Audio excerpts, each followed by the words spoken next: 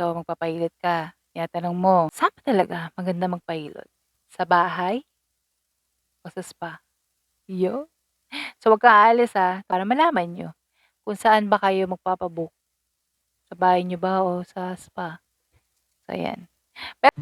Welcome to Relax with Yanni, where wellness meets wisdom, learning, and inspiration. Sit back, relax, and enjoy the journey. Pero syempre bago tayo mag-start, huwag kalimutan na mag-subscribe sa aking channel. So, ano ang advantage 'pag sa bahay ka magpahilot? Siyempre una, di ka na babiyahe, hindi ka na mapapagod sa biyahe lalo na kung malalayo yung mga spa sa mga bahay niyo. Pangalawa, tapos ng masahe, puwede ka na matulog. So, puwede ka na diretso ka na magpapahinga. Pangatlo, mas komportable may mga tao kasi na komportable sila sa bahay nila kaysa sa ibang lugar. Tapos siyempre yung mga gamit dun sa bahay, mas personal mo. Hindi ka makikigamit ng gamit sa spa.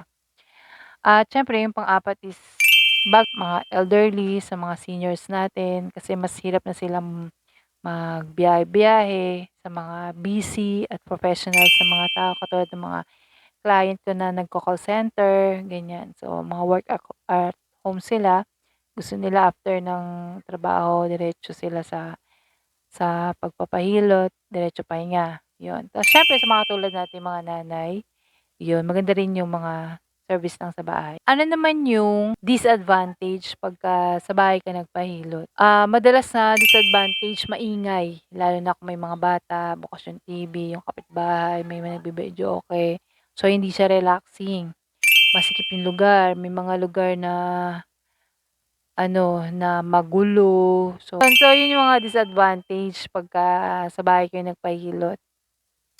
At, ayun may extra na bayad lalo na 'pag malalayo kasi hinihingian kayo ng extra charge para sa transpo ng mga therapist. So iyan sa mga disadvantage. Pagka sa spa naman, ang advantage relaxing yung ambience kasi lahat ng spa siyempre dinesign 'yan para ma-relax tayo. Siyempre tahimik, bawal talaga maingay sa spa, mabango, nakakaalis ng stress yung environment sa spa, yun. Minsan pagka yung mga yung mga professionals, ganyan, malapit lang yung spa dun sa office nila, diretso na sila sa spa tapos saka uuwi, yun. Isa rin yun sa advantage pagka malapit yung spa. Ayun, tapos puwede kang magreklamo agad. Puwede mong palitan agad yung therapist mo 'pag 'di mo gusto, kasi nandun ka lang sa spa. Pero 'pag sa bahay kasi 'di ba hindi na puwede. So, ano naman yung disadvantage ng pagka sa spa ka nagpapahilot? Siyempre magbibiyahe ka pa. So, minsan dito lalo dito sa Pilipinas, 'di ba ang traffic-traffic. Kapahilot mo tanggal stress mo, pag-uwi mo na-stress ka ulit kasi na-traffic ka, oh, 'di ba? Tapos, hindi ka kaagad puwedeng agad matutulog, 'di ba?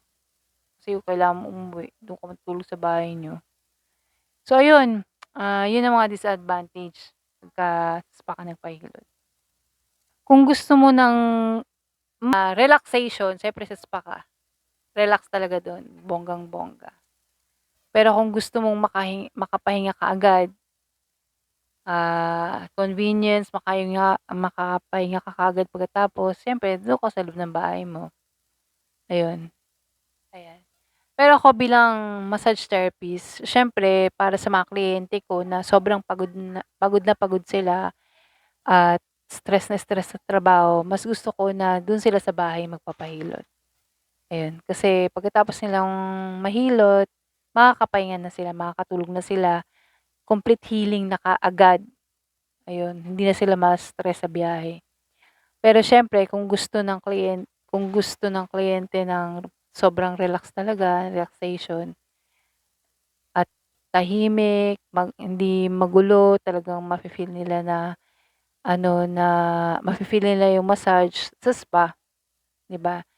Pero kung yun nga, kung wala kang space sa bahay mo, tapos gusto mo talaga ng makapahinga ka, punta ka sa spa. So yun, at hanggang dito grabe naman yun.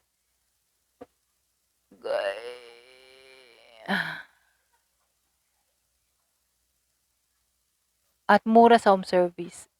Ang last na masasabi ko, mura sa home service kaysa sa spa. Pagka sa spa kasi halos 20% yung dagdag na bayad mo kadalasan. Pero sa home service, kung magkano lang yung hour, tas kung may dagdag na transpo, yun lang. Pero kadalasan, mas mura talaga sa home service kaysa dun sa spa. Pero kung may pera ka naman, o di go, push ang spa. So yan, hanggang dito na lang. Maraming salamat sa patuloy nyo na panonood, pagsuporta sa aking channel. At huwag niyo kalimutan na mag-subscribe, huwag niyo kalimutan na suportahan. Salamat. So ayan, hanggang dito na lang. So ayan, hanggang dito na lang ang aking channel. Maraming salamat po sa pag-support niyo po sa aking channel. Ayun, so huwag niyo kalimutan na mag-avail ng ating Inma massage oil at saka Inma Touch Liniment. So napakagaling po nito sa sa body pain.